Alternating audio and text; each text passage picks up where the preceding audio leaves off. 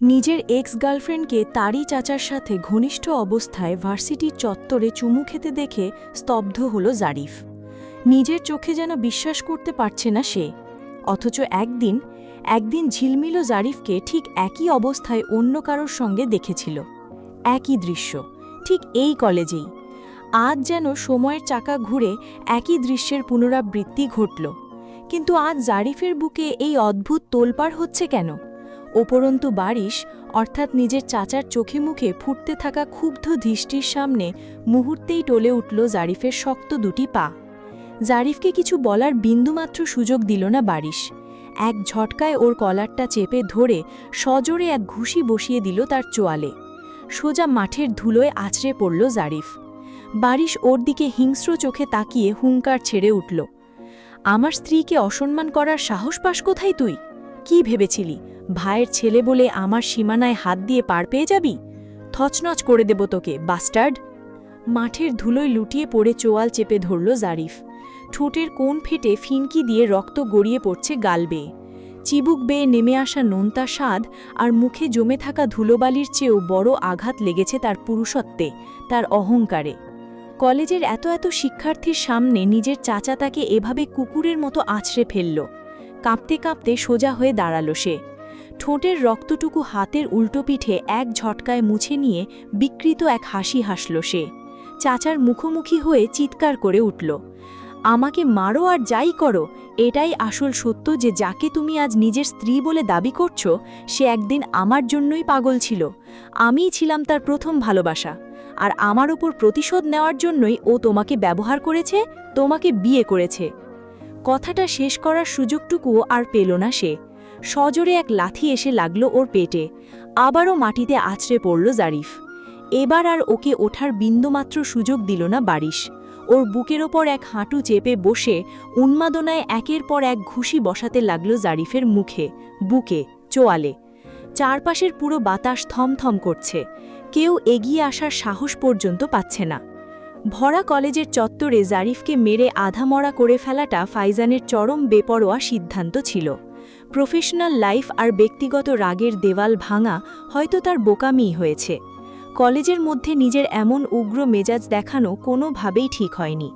Security গার্ডরা কোনো মতে এসে তাকে থামানোর পর অবশেষে পুরো বিষয়টাই গিয়ে পৌঁছেছে প্রিন্সিপালের কামরায়। প্রিন্সিপাল স্যার কপালে হাত দিয়ে নিস্তব্ধ হয়ে বসে আছেন।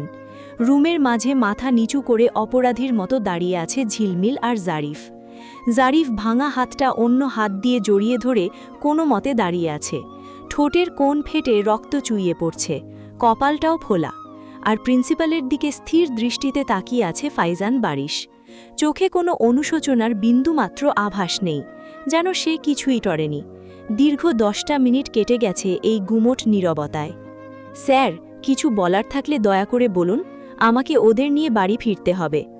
জারিফ আর ঝিলমিলের দিকে এক ঝলক নজর বুলিয়ে প্রিন্সিপালের দিকে তাকিয়ে বলল বারিশ।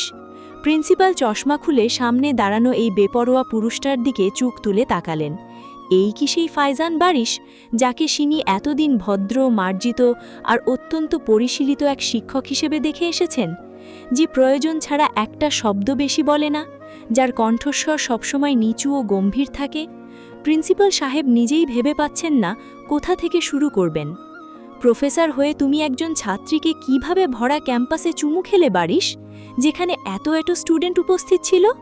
সরাসরি জবাব চাইলেন প্রিন্সিপাল। আমি কি আরেকবার চুমু খেয়ে দেখাবো স্যার? একেবারে অবুঝের মতো ভ্রু কুচকে বলল বারিশ, যেন বাজ পড়ল ঘরের ভেতরে। উপস্থিত শিক্ষক ম্যামরা একে অপরের মুখের দিকে তাকালেন। প্রিন্সিপাল নিজের কানকে বিশ্বাস না করতে পেরে চশমাটা টেবিলে রাখলেন। মানে, কি বললে? ওয়েট, রেগে যাচ্ছেন কেন? আপনিই তো জিজ্ঞাসা করলেন কিভাবে চুমু খেয়েছি। নির্লিপ্ত কণ্ঠে জবাব দিল বারিশ। আমি বোঝাতে চেয়েছি তোমার কি একবারও লজ্জা করল না? না। কেন? কারণ যাকে চুমু খেয়েছি সে আমার স্ত্রী। প্রিন্সিপাল এবার চূড়ান্ত মাত্রায় বিস্মিত হলেন।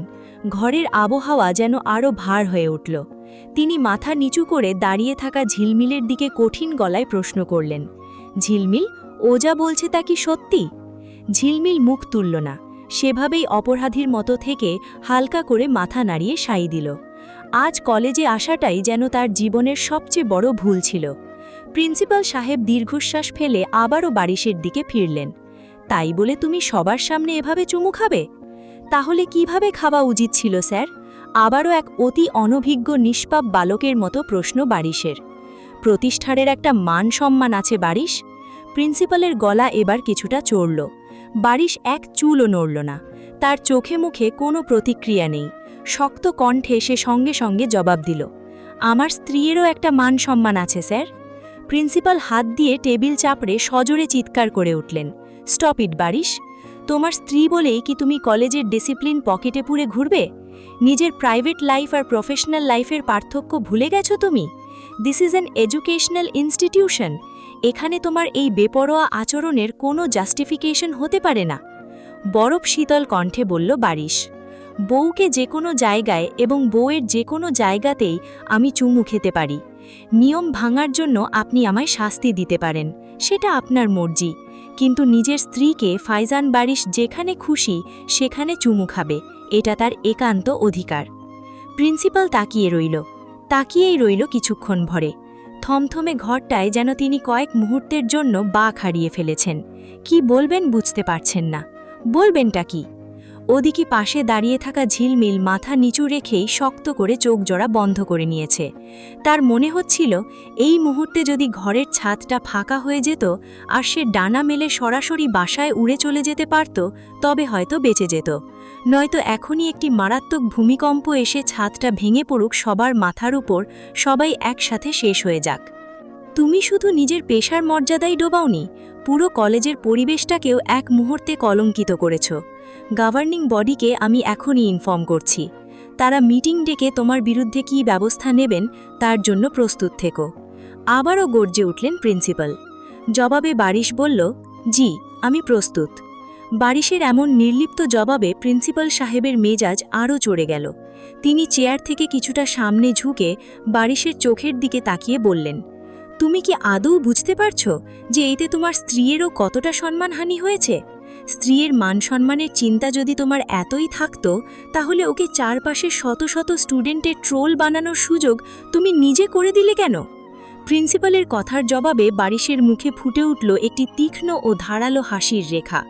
চোখ দুটো সামান্য ছোট করে একদম শান্ত অথচ শীতল কণ্ঠে জবাব দিল, কারা ট্রোল করবে স্যার?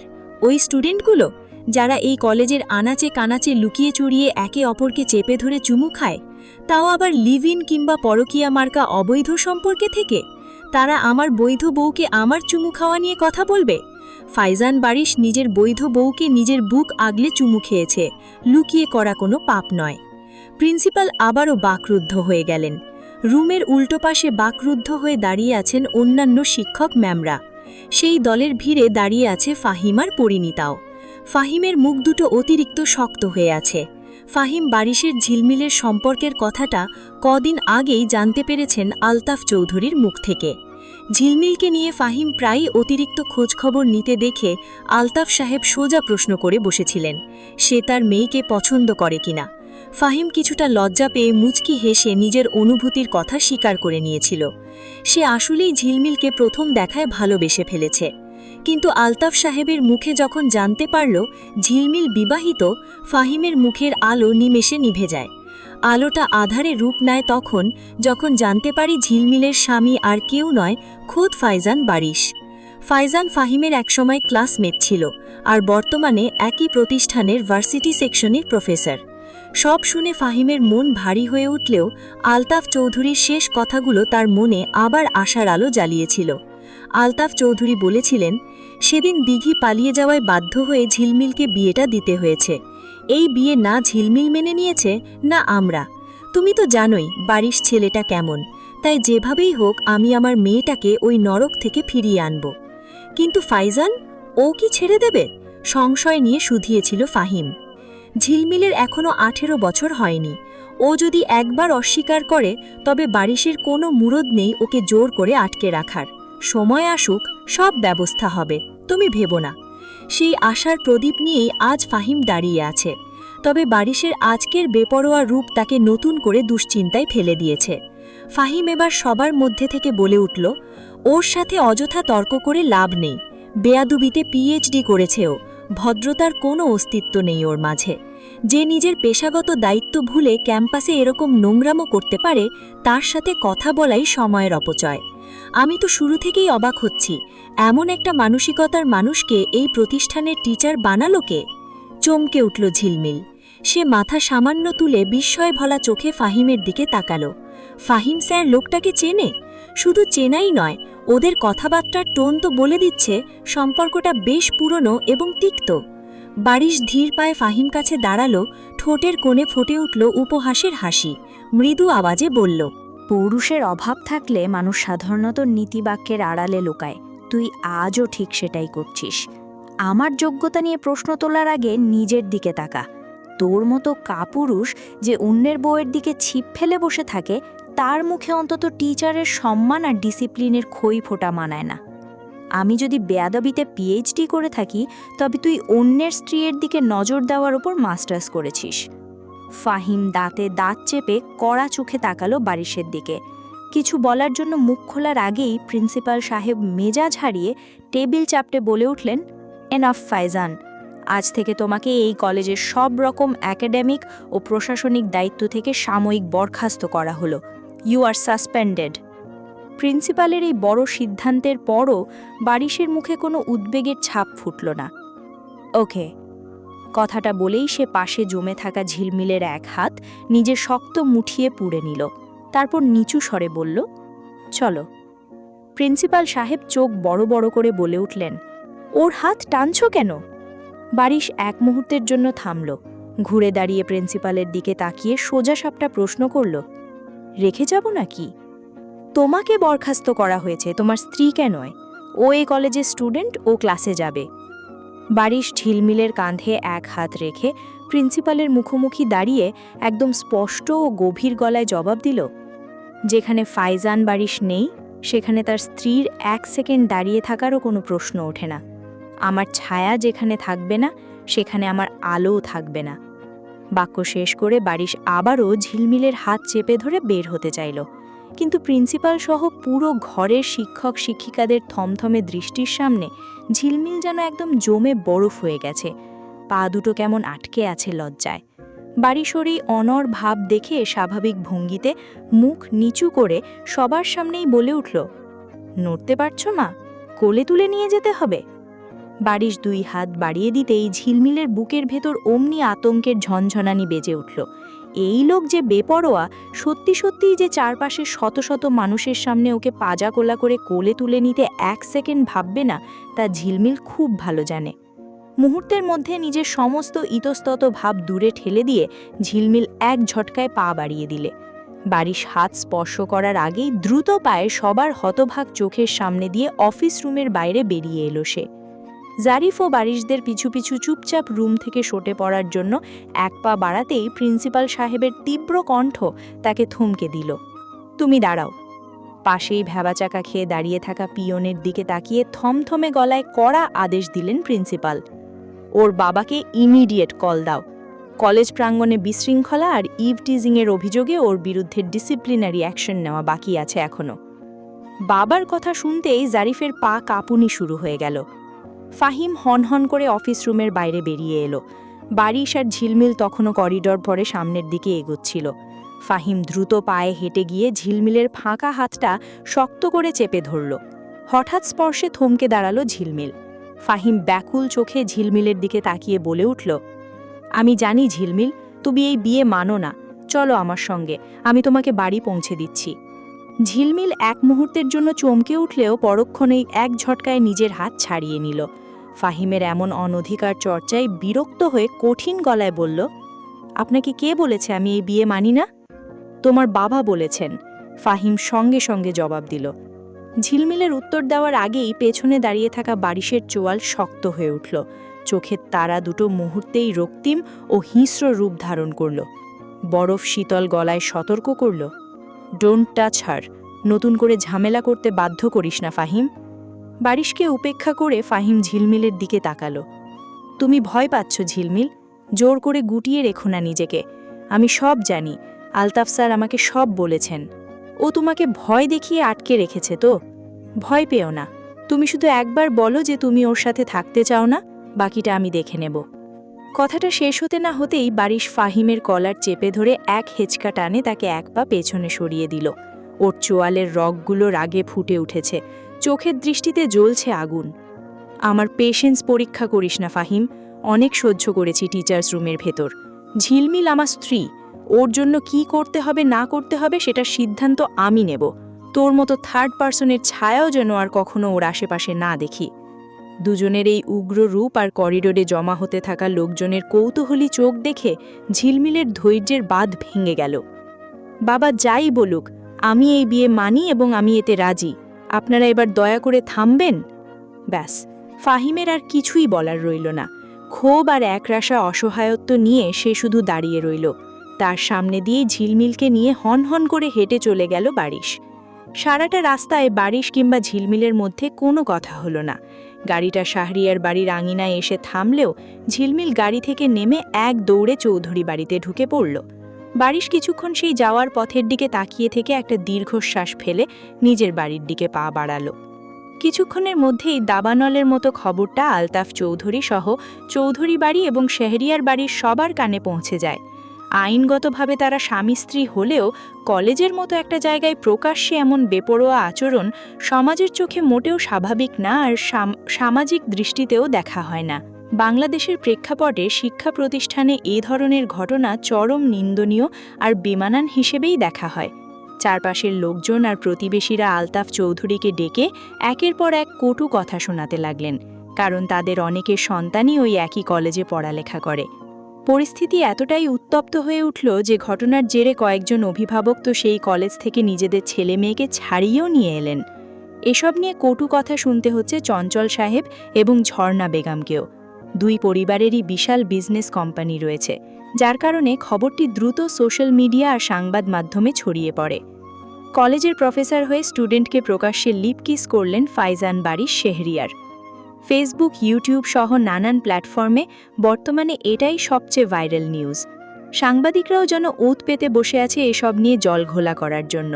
সাথে লাফিয়ে বাড়ছে কলেজের বদনাম। এতে বারিশের কোনো হেলদোল না থাকলেও দুই পরিবার সহ ঝিলমিলের অবস্থা কাহিল। লজ্জায় আর অপমানে ঝিলমিল তো নিজের রুম থেকেই বেরোচ্ছে না। এর উপর প্রিন্সিপাল সাহেবও আলতাফ চৌধুরীকে ফোন করে মারাত্মক সব কথাবার্তা শুনিয়ে দিলেন। এত মানসিক চাপ, সমাজের অপমান আর লোকের নানা মন্তব্যে আলতাফ চৌধুরী একদম শয্যাশায়ী হয়ে পড়লেন। আর 4 দিন পর ঝিলমিল বাসা থেকে বের হলো ইরানের বাসায় যাবে বলে। ইরানটাও কেন যেন ওদের বাসায় খুব একটা আসছে না। নিজের বাসা থেকে একটু সামনে এগোলেই শেহরিয়ার বাড়ির গেট। গেটটির দিকে না চাইতেও কিছুক্ষণ এক দৃষ্টিতে উঁকি ঝুঁকি দিল ঝিলমিল। তারপর গা ঝাড়া দিয়ে সোজা হয়ে দ্রুত চলে যেতে চাইল।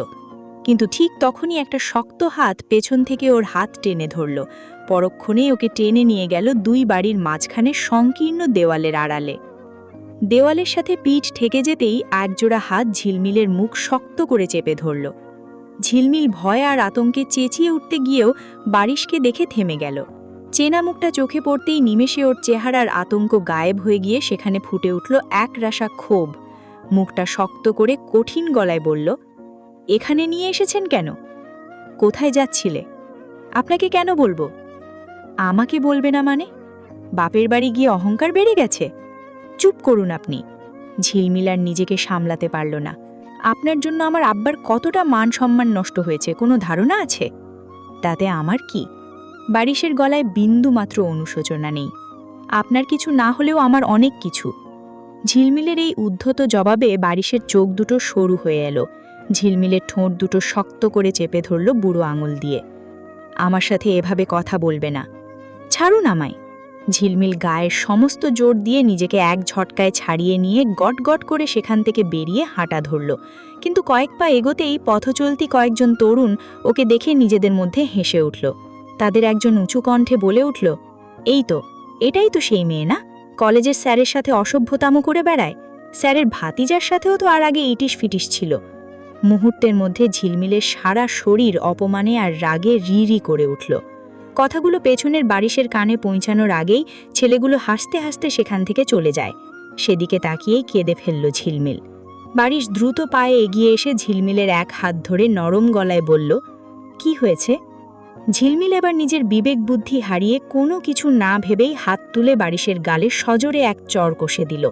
তারপর আঙুল উঁচু করে চিৎকার করে উঠল, দূরে থাকবেন আমার থেকে, খবরদার আমার সামনে কোনোদিন স্বামীর অধিকার দেখাতে আসবেন না। আমি কোনোদিনও আপনাকে ওই নজরে দেখিনি আর কোনোদিন দেখতেও পারবো না। জারিফ একদম ঠিক বলেছিল, ওর উপর ক্ষোভ থেকেই আমি সেদিন বিয়েতে রাজি হয়েছিলাম। হ্যাঁ, এই বিয়েটার পেছনে আমার নিজেরও প্ল্যান ছিল। তখন বুঝিনি যে এটা আমার জীবনের সবচেয়ে বড় ভুল সিদ্ধান্ত হতে যাচ্ছে। আজ হাড়ে হাড়ে বুঝতে পারছি। আমি আবারও বলছি, আমি এই বিয়ে মানি না। এতদিন আপনাকে রান্না করে খাওয়ানো, আপনার কাজ করে দেওয়া, আপনার বাধ্য হয়ে থাকা, এসবের একটাই কারণ ছিল, যাতে আমি আপনাদের বাড়িতে পড়ে থাকতে পারি আর জারিফকে চোখের সামনে জ্বালাতন করতে পারি। ব্যাস, এটুকুই। রাগের মাথায় কি রেখে কি বলে ফেলল ঝিলমিল। বারিশের থমকে যাওয়া মুখের দিকে দ্বিতীয়বার না তাকিয়েই সে উল্টো ঘুরে নিজের বাসার দিকে এক দৌড়ে চলে গেল।